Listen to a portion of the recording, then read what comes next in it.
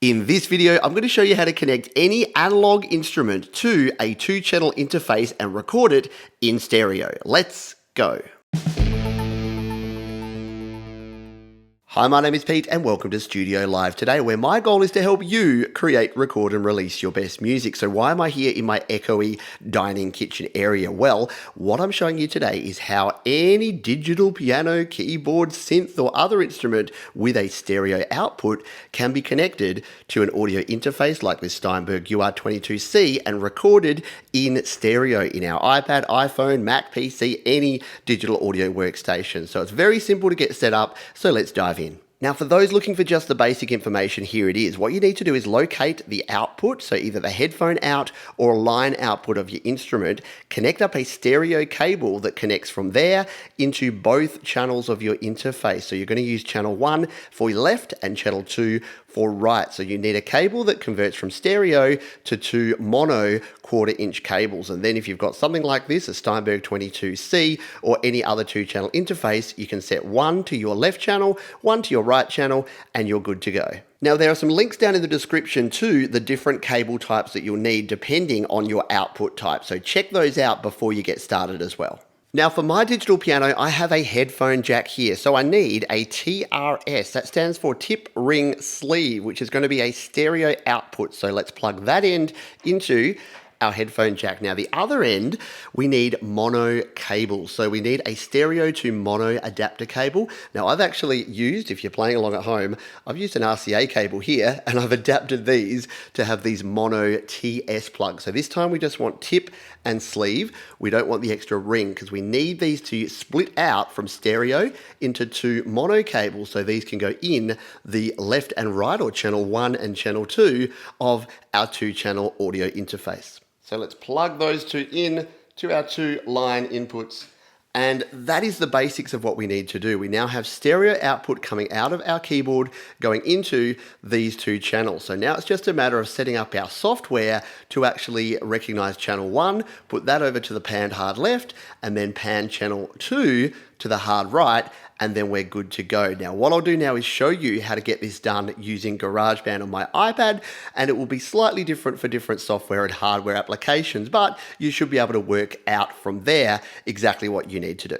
Now, the other gear I'm using as well as my Steinberg UR22C is a 10-DAC powered hub, which I've actually hooked up to this portable battery, and I'll show you how to do that in another video that's linked up there and also in the description. So this is going to provide power for the interface, and I then have one of my favorite devices and a very essential piece of kit for iOS, my Lightning to USB 3 adapter, and that is going to plug over into my iPad, and then we'll be able to connect all of these devices up together, and I'll show you how we can record a keyboard part.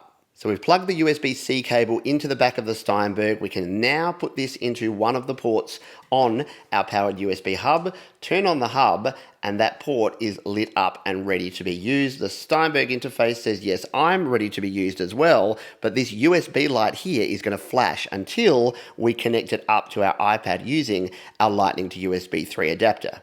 And of course, if you're using a Mac or a PC, all you need to do is connect your USB cable directly from your Steinberg interface into your Mac or PC, and you are off to the races. So my iPad set up here, I've got GarageBand running on the iPad at the moment. You can hear and see that it's just coming through the internal microphone. So what I need to do is plug in the Lightning to USB 3 adapter like that. What it's going to do is pop up here and tell me that I have an audio device connected, which it's done there. It says audio device connected. Do you want to turn on monitoring? I sure do.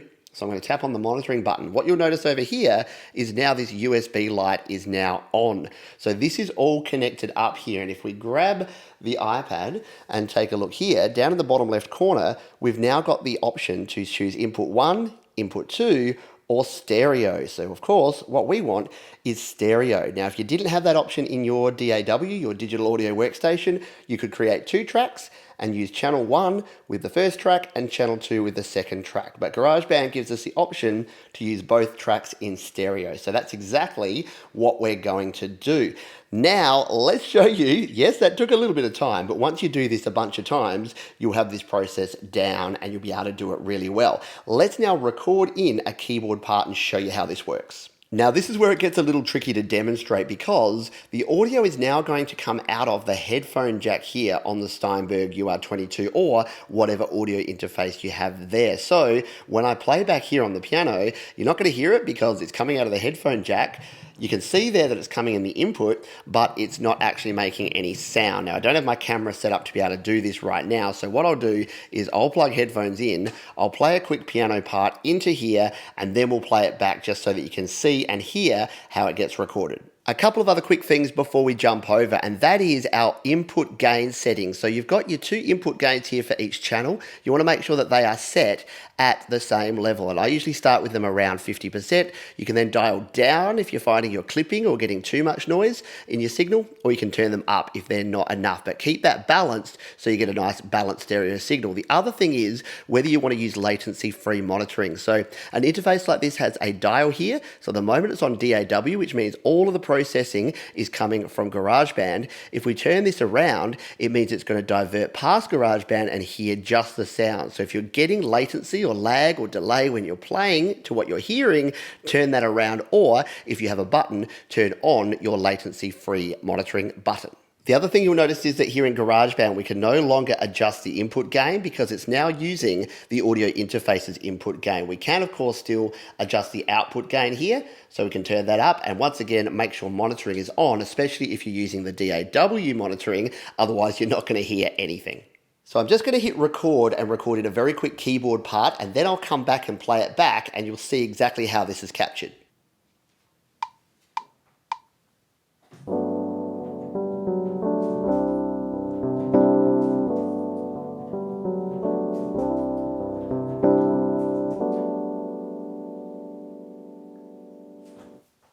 Okay, that recording is done. If we tap on the track view here now and we come back here, there you can see there's our audio waveform. Now it's probably been recorded a little bit too quiet. I would probably bump these up a little bit to get a better waveform on there, but you can see that it's recorded. If we hit play now,